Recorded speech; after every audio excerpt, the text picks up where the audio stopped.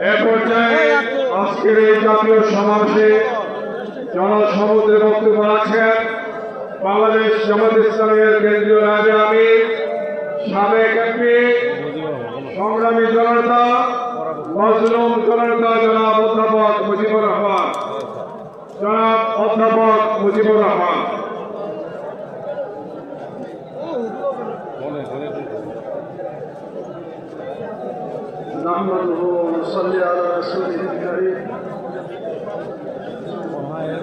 সংগ্রামী সভাপতি, আজকের এই জাতীয় মহাসমাবেশের সম্মানিত জাতীয় নেতৃবৃন্দ, সাংবাদিক বন্ধুগণ, টেকনাফ থেকে তেঁতুলিয়া থেকে আগত আমার একান্ত প্রিয় ভাইরা, আসসালামু আলাইকুম ওয়া রাহমাতুল্লাহি ওয়া বারাকাতুহু। ওয়া আলাইকুম আসসালাম। সংগ্রামী ভাইরা, আমি প্রথম কথাই বলতে চাই, ইসলাম যেখানে থাকে সেখানে শান্তি থাকে, যেখানে ইসলাম নয় সেখানে শান্তি থাকতে পারে না, সেখানে দুর্নীতি বাসা বাঁধে, মুনকার ফিতনা ফাসাদ বাধা পায়।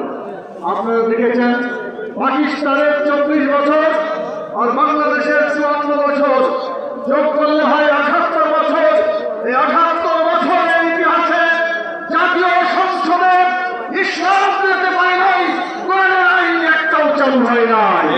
সেজন্য দেশের মানুষ শুধু অশান্তি, দুর্নীতি আর সমস্ত ধরনের দুঃখ কষ্ট দেখেছে। আমি আপনাদের জিজ্ঞেস করতে চাই, আপনাকে দুঃখ কষ্ট আর চলতে দিতে চান? যদি না চান, আগামী দিনের জাতীয় সংসদে শুধুমাত্র ইসলাম চলবে, কোরআন এবং সুন্নাহর আইন চলবে, মানুষের তৈরি করা কোনো মতবাদকে জাতীয় সংসদে আর যেতে দেওয়া যাবে না। এটা যদি আপনারা করতে পারেন, আমরা সুখে এবং শান্তিতে বসবাস করব। রাসূল সাল্লাল্লাহু আলাইহি ওয়াসাল্লাম বলেছেন, অন্যায় দেখলে হাত দিয়ে প্রতিহত করো, না পারলে পারে মুখ দিয়ে চিৎকার করো, না পারলে অন্তর থেকে প্রচেষ্টা চালিয়ে যাও। আমরা অন্তর দিয়ে অনেকদিন প্রচেষ্টা চালিয়েছি, এখন চিৎকার করার সময় এসেছে। আমাদের এখন শক্তিকে, অন্যায়কে, দুর্নীতিকে প্রতিরোধ করার সময় এসেছে। আপনারা কি রাজি আছেন প্রতিরোধ করতে? সেজন্য হাদিসের পরিভাষা অনুযায়ী আসুন আমরা অন্যায়কে প্রতিরোধ করার জন্য এগিয়ে যাই। আজও এই বাংলাদেশ, এখানে সাধারণ জীবন শেষ। আমরা এমন একটি বাংলাদেশ করতে চাই, আগামী বাংলাদেশ জীবন শেষ। এই আইন চালু করতে হবে, তাহলে চাঁদা বন্ধ হয়ে যাবে। ঘুষ মানুষের দুর্নীতির অন্যতম উৎস।